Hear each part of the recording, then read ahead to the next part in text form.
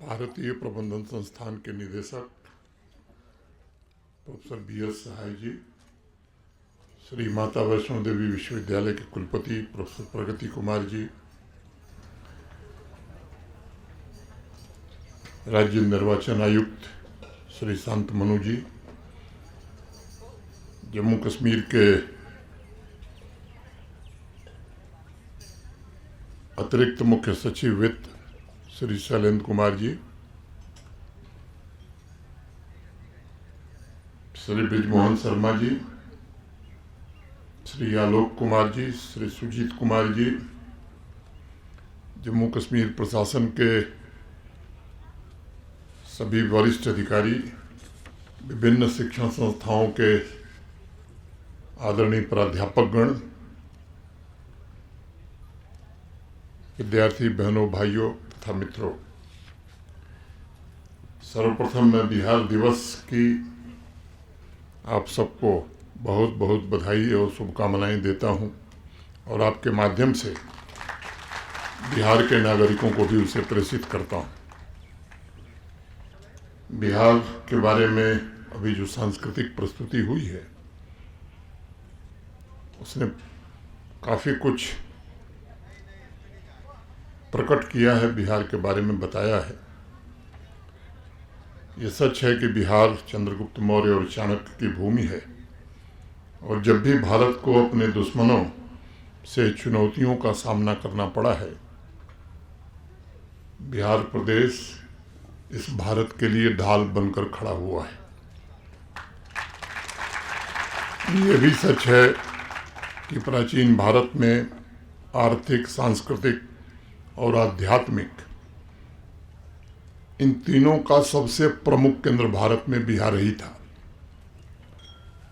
आज़ादी के पूर्व का स्वतंत्रता संग्राम हो या आज़ादी के बाद भी बिहार भारत का सबसे पहला इंडस्ट्रियल स्टेट बना था और प्रथम और द्वितीय पंचवर्षीय योजनाओं में बिहार भारत की आर्थिक प्रगति के प्रमुख इंजनों में से एक था।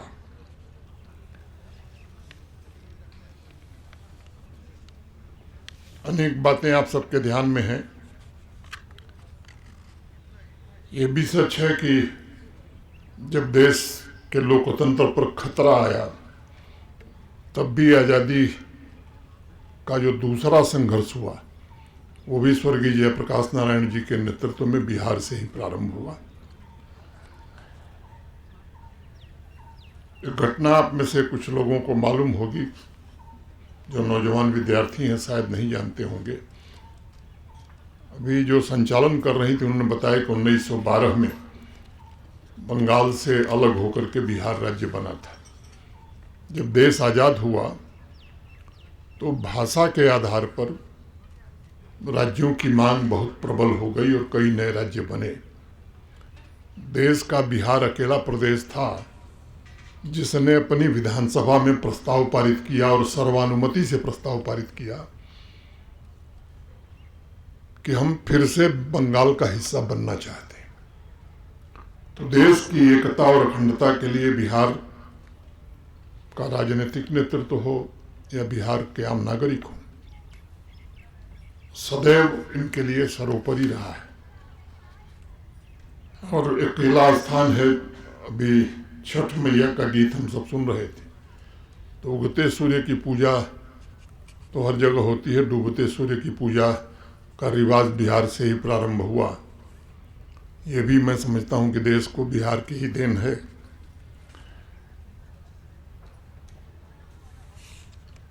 अनेक कार्यक्रम हुए हैं, मुझे लगता है विद्यापति का गीत अगर न सुनाया जाए तो वो अधूरा रह जाता है। जो मैथिल क्षेत्र के यहाँ लोग होंगे वो निश्चित रूप से उस स्तुति को जानते होंगे। जय जय भैरव यसुर भयावन पशुपति भामिनी माया में, मुझे याद है पूरा, लेकिन अनावश्यक मैं उसको आगे नहीं बढ़ाना चाहता हूँ। अब ये प्रसन्नता की बात है, बीच का जो कालखंड था वो निश्चित रूप से बिहार के लिए अनुकूल नहीं था, लेकिन समय का चक्र फिर से घूमा है और कई दशक बाद या मैं कहूँ कि लंबे समय की समस्याओं के पश्चात बिहार एक बार पुनः अपनी प्रतिष्ठा को प्राप्त करने के लिए अग्रसर हुआ है। अभी पिछले महीने जो सरकारी आंकड़े आए हैं उनके मुताबिक बिहार की इकोनॉमिक ग्रोथ रेट 14.9%, 14.9% है, और हमारे देश की जो नेशनल एवरेज ग्रोथ है वो 12% है। इसको पीछे छोड़ दिया है बिहार ने। ये इस बात का प्रमाण है कि पिछले 10-15 वर्षों में बिहार राज्य व्यापक विकास का साक्षी बन रहा है, और मैं इसके उज्जवल भविष्य की कामना भी करता हूँ, प्रार्थना भी करता हूँ और शुभकामनाएं भी देता हूँ। राष्ट्रकवि रामधारी सिंह दिनकर की कुछ पंक्तियाँ मुझे ध्यान में आ रही हैं। है फूट रही है लालिमा, तिमिर की ठूट रही घनकारा है, जय हो की स्वर्ग से छूट रही आशीष की ज्योति धारा है, बज रहे किरण के तार गूंजती है अंबर की गली गली, आकाश हिलोरे लेता है अरुणिमा बाँध धारा निकली, आकाश हिलोरे लेता है अरुणिमा बाँध धारा निकली। बिहार के लिए यह कालखंड एक नए युग और सुनहरे भविष्य का संकेत है, और मुझे विश्वास है कि इसका गौरव फिर से पूरे देश और विश्व में गूंजेगा। आज लोक भवन में उपस्थित बिहार के सभी सम्माननीय जनों और नागरिकों से जरूर मैं कहूँगा कि आप सब जानते हैं कि प्राचीन काल से बिहार शक्ति का मुख्य केंद्र भी रहा है।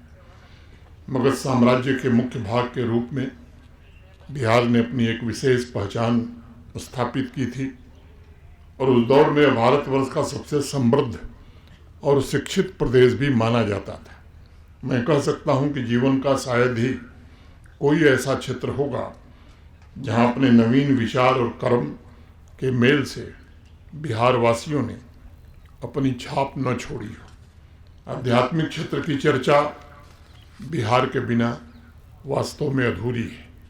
पूरे भारत में बिहार ही एकमात्र ऐसा राज्य है जो हिंदू, बौद्ध, जैन और सिख इन सभी धर्मों का एकमात्र तीर्थ स्थल बिहार ही है, जहाँ सभी धर्मों की मौजूदगी है। अब बाबा बैद्यनाथ धाम बिहार से निकल गया, झारखंड में आ गया है। गया विष्णुपाद मंदिर, जानकी मंदिर, बोध गया, तख्त श्री हरमिंदर साहब, कुड़ग्राम, पावापुरी जैसे अनेक पवित्र स्थल एक ही राज्य में होना अपने आप में किसी ईश्वरीय आशीर्वाद से ये कम नहीं है। अगर बौद्ध धर्म को देखा जाए तो वहाँ तीर्थ स्थलों की लंबी श्रृंखला है, जिनमें बोध गया के अलावा राजगीर और गिरधकूट हैं, जहाँ महात्मा बुद्ध ने अपने अधिकांश उपदेश दिए थे। जिस कालखंड में बौद्ध धर्म अपने चरम पर था, उस दौरान बिहार उच्च शिक्षा का भी सबसे प्रमुख केंद्र था। नालंदा विश्वविद्यालय हो या विक्रमशिला विश्वविद्यालय, दुनिया भर से विद्यार्थी यहाँ पढ़ने के लिए आते थे। ऐतिहासिक तथ्य जो उपलब्ध हैं उनके आधार पर नालंदा विश्वविद्यालय की जो लाइब्रेरी थी, दुनिया की सबसे बड़ी लाइब्रेरी होने का गौरव उसे प्राप्त आज भी है। तुर्क आक्रमणकारी बख्तियार खिलजी ने 1193 में जब नालंदा विश्वविद्यालय पर आक्रमण किया तो उस समय 9 मंजिला लाइब्रेरी को आग लगाई उसने, और जो साक्ष्य मौजूद हैं या मैं कहूँ प्रमाण हैं, 90 लाख से अधिक हस्तलिखित पुस्तकें और पांडुलिपियाँ वहाँ मौजूद थी। वेनसांग और यिंजिंग जैसे विदेशी स्कॉलर्स ने लिखा है कि लाइब्रेरी के 3 भाग थे। पहला रत्नादधि, द सी ऑफ ज्वेल्स, दूसरा रत्ना सागर, द ओशन ऑफ ज्वेल्स, और तीसरा रत्न रंजक, द ज्वेल एडॉर्न्ड। वेनसांग ने लिखा है कि इन तीनों लाइब्रेरी में उस कालखंड में लगभग 10,000 विदेशी विद्यार्थी पढ़ने आते थे, जिसमें विशेष रूप से फिजिक्स, मैथमेटिक्स, एस्ट्रोनॉमी, लिटरेचर, वैदिक स्टडीज़, संस्कृत और फिलॉसफी के विद्यार्थी होते थे। जैन धर्म के 24वें तीर्थंकर भगवान महावीर का जन्म वैशाली के पास कुंडग्राम में हुआ था तथा राजगीर के निकट पावापुरी में उन्होंने महानिर्वाण प्राप्त किया। गुरु गोविंद सिंह जी का जन्म पटना साहिब में ही हुआ। उनका जन्मस्थान अब हरमिंदर साहब सिखों के 5 प्रमुख तख्तों में से एक है। आज यहाँ उपस्थित बहुत से मित्र इस बात से वाकिफ होंगे कि हिंदुस्तानी शास्त्रीय संगीत के क्षेत्र में ठुमरी का पूर्व अंग, संगीत की गया शैली और ध्रुपद में भी बिहार का योगदान बहुत ही अनमोल रहा है। एक वाकया जिक्र करना मैं जरूरी समझता हूँ। जब भगवान शंकर माने शंकराचार्य चारों पीठों की स्थापना के लिए देश में भ्रमण कर रहे थे, तो जहाँ जहाँ गए उनका शास्त्रार्थ हुआ देश भर के आध्यात्मिक गुरुओं से, विद्वानों से। और जब बिहार पहुँचे मंडन मिश्र से उनका संवाद प्रारंभ हुआ। कई दिनों तक वो संवाद चला और लगा कि मंडन मिश्र पराजित हो जाएंगे। तो भगवान शंकर ने उनसे कहा कि भाई अब मंडन मिश्र हार मान लीजिए। तो उनकी पत्नी थी, उन्होंने कहा कि नहीं, व्यक्ति अकेले अधूरा होता, मैं उनकी अर्धांगिनी हूँ, पहले मुझे हरा लीजिए तब पूरी हार मानी जाएगी।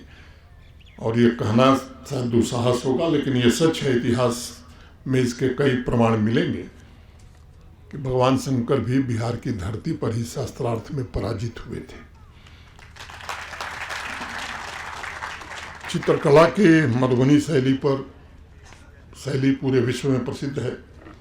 मिथिला क्षेत्र से निकले इस चित्र शैली के विकास में भारती दयाल, महासुंदरी देवी, गंगा देवी और सीता देवी जैसी प्रसिद्ध कला विभूतियों ने अपना अप्रतिम योगदान दिया है। इसके अलावा मूर्तिकला का जन्म मौर्य काल से ही माना जाता है और पूरे बिहार में शिलाखंडों पर इसकी समृद्ध परंपरा आज भी देखने को मिलती है। जब दुनिया के बड़े बड़े देश, जो आज आधुनिक और विकसित देश माने जाते हैं, पाषाण युग में, स्टोन एज में जी रहे थे, तब बिहार में आर्किटेक्चर इंजीनियरिंग अपने चरमोत्कर्ष पर थी। नालंदा और विक्रमशिला के स्तूप सम्राट अशोक के शासनकाल में 273 ईसा पूर्व बनाए गए थे। इसके अलावा पटना में अनेक ऐतिहासिक स्थलों की खुदाई में पिलर्स पर बनाए गए बड़े बड़े सभागारों का प्रमाण मिला है, जो स्वाभाविक रूप से विकसित बिहार का प्रमाण है। साहित्य की चर्चा किए बिना बिहार दिवस का उत्सव मैं समझता हूँ वो अधूरा ही होगा। साहित्यिक परंपरा में भी बिहार ने अभूतपूर्व योगदान दिया है। साहित्य के क्षेत्र में इसे सबसे समृद्ध राज्यों में गिना जाता रहा है। चाणक्य, बाणभट्ट, आर्यभट्ट, विद्यापति, पंचतंत्र के लेखक विष्णु शर्मा से लेकर आधुनिक काल में फणीश्वरनाथ, रामधारी सिंह दिनकर, बाबा नागार्जुन, अनेक नाम, सब नाम उद्धृत करना कठिन भी है, जैसे महान साहित्यकारों की जन्म और कर्मस्थली बिहार रही है।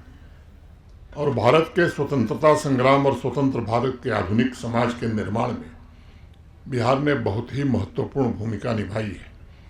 डॉक्टर राजेंद्र प्रसाद, डॉक्टर श्री कृष्ण सिंह, श्री सच्चिदानंद सिन्हा, वीर कुंवर सिंह जी का नाम अगर छूट जाए तो मैं समझता हूँ कि जयप्रकाश बाबू, खुदीराम बोस, अनेक ऐसे नाम थे जिन्होंने इस देश के निर्माण में अपना सब कुछ न्योछावर किया। प्रवासी भारतीयों में भी बिहार की अपनी एक अलग ही पहचान है।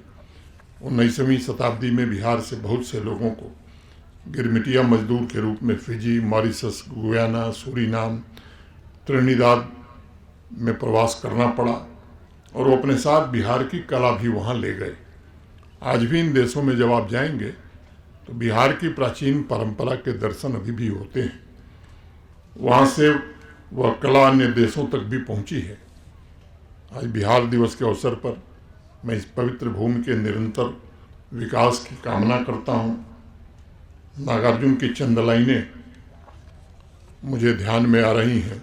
नए गगन में नया सूर्य जो चमक रहा है, नए गगन में नया सूर्य जो चमक रहा है, यह विशाल भूखंड आज जो दमक रहा है। भीनी भीनी खुशबू वाले यह जो इतने फूल खिले हैं, मेरी भी आभा है इसमें, मेरी भी आभा है इसमें। मैं समझता हूँ कि नागार्जुन ने जिन शब्दों में बिहार का वर्णन किया है, मैं यहाँ उपस्थित सभी बंधुओं के प्रति हृदय से कृतज्ञता ज्ञापित करता हूँ और फिर से आप सबको एक बार बिहार दिवस की हार्दिक शुभकामनाएं देते हुए अपनी बात यहीं पूरी करता हूँ। बहुत बहुत धन्यवाद। जय हिंद, जय बिहार।